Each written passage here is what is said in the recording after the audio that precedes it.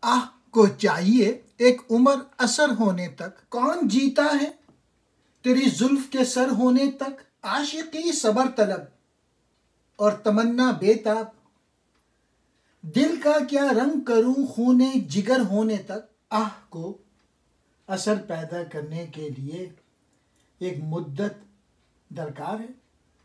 جب تک آہ میں اثر پیدا ہوگا اور تیری زلف ہماری حال زار سے باخبر ہوگی، ہمارا خاتمہ ہو جائے گا، ہم اس وقت تک دنیا چھوڑ جائیں گے۔ اور پھر عاشقی میں صبر کرنا پڑتا ہے، کیونکہ صبر کے بغیر معاملات خراب ہو جاتے ہیں۔ لیکن تمنا جو ہے، جو خواہش ہے، جو آرزو ہے، وہ مجھے بیتاب کر رہی ہے کہ میں حصول کی طلب میں جلدی کروں۔ عجیب مصیبت میں پھنس گیا ہوں۔ ایسی حالت میں جب تک جگر خوں ہو کر عشق میں پختگی اور اثر پیدا ہو، میں دل کی کیا تدبیر کروں، اپنے دل کو کیسے سنبھالوں۔ ایک عمر کہتے ہیں مدت دراز کو، سر ہونا، سمجھنا، باخبر ہونا، مہم سر ہونا۔